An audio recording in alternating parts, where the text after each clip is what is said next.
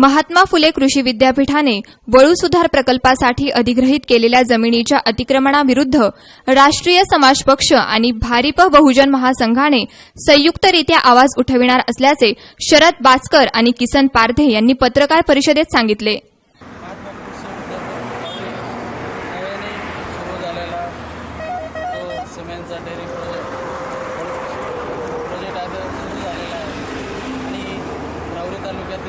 सर्व जनतेला असे वाटत होते की नव्याने प्रोजेक्ट सुरू होऊन आपला काहीतरी तालुक्याचा फायदा होईल, परंतु फायदा न होता या प्रोजेक्टने या शासनाने कृषी विद्यापीठाने जमीन शासनाला ही मुळात प्रकल्पग्रस्ताची जमीन असताना कृषी विद्यापीठाने या प्रोजेक्टला कशी दिली हा एक संशयास्पद विषय आहे. आणि इथं जे नव्याने बांधकाम झालं रस्त्याच्या कडेला आमचे मित्र पारधे साहेबांनी सांगितलंच आहे की जे शासनाचे नियम जे लागू केलेले आहेत, हा रस्ता आता महामार्ग 6 पदरी झालेला आहे आणि याच रस्त्याचं अंतर निष्कर्ष या प्रोजेक्टनी परवानगी टीपीने टाउन प्लॅनिंगनी कशी दिली किंवा जागतिक बँकेने या प्रोजेक्टला कशी परवानगी दिली हा एक विषय आहे.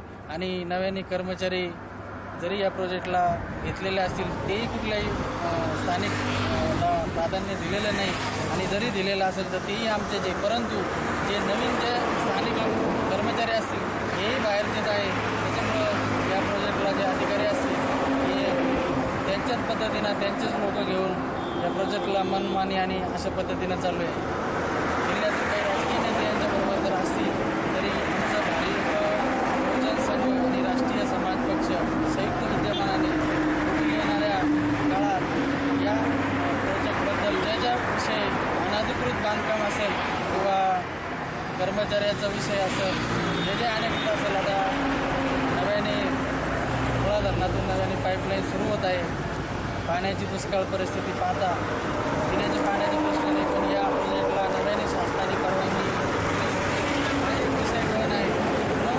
तुमचं एकच मत आहे किंवा जे प्रोजेक्ट विषय जे संसद बाबी आहे आम्ही याचा पडदा पास केल्याशिवाय राहणार नाही अशी याबद्दल ग्वाही देतो. आणि भविष्यात मोठ्या स्वरूपाचं आंदोलन छेडण्याची वेळ आली तरी आम्ही छेडण्याचा प्रयत्न संयुक्त भारिप बहुजन संघ असेल किंवा राष्ट्रीय समाज पक्ष असेल आम्ही संयुक्त विद्यमानाने हा प्रश्न मार्गी लावू आणि केलेला अनधिकृत बांधकाम असेल काढल्याशिवाय आम्ही राहणार नाही. त्या मध्यापासून 50 मीटरपर्यंत नियमन रेषा कायम असताना प्रकल्पाचे विस्तार क्षेत्रातच बांधकाम केलेले आहे. हे सर्व स्पष्ट असताना जागतिक बँक, बांधकाम परवानगी देणारे नगर रचना विभाग, स्थानिक ग्रामपंचायत, महसूल विभाग याकडे कसे काय डोळे झाक करीत आहे?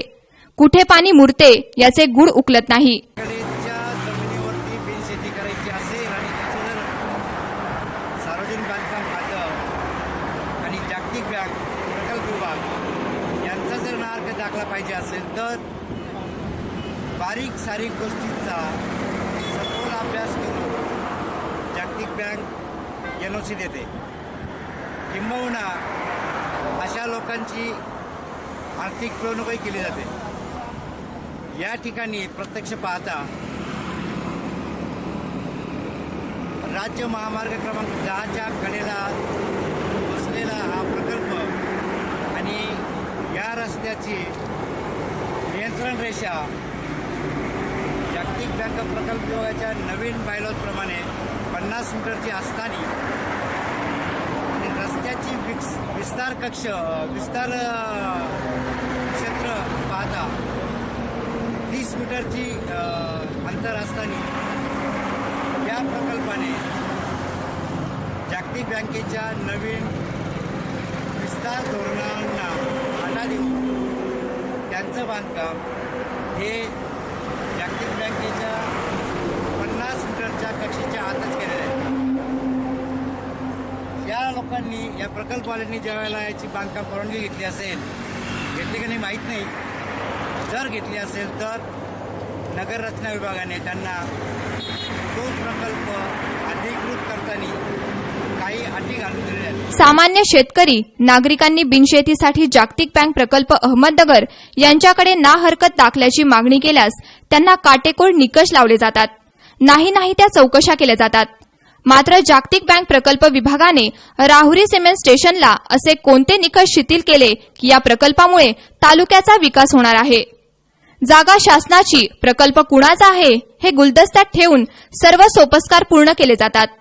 याचा खुलासा करण्यात यावा, अन्यथा दोनही पक्षांच्या वतीने संयुक्तपणे तीव्र आंदोलन करण्यात येईल असा इशारा दोन्ही पक्षांच्या वतीने देण्यात आलाय. यावेळी विशाल भावले, निलेश उघडे, मनोज गावडे, राहुल भागवत आदी उपस्थित होते. सतीश फुलसौंदर, सी 24 तास, राहुरी.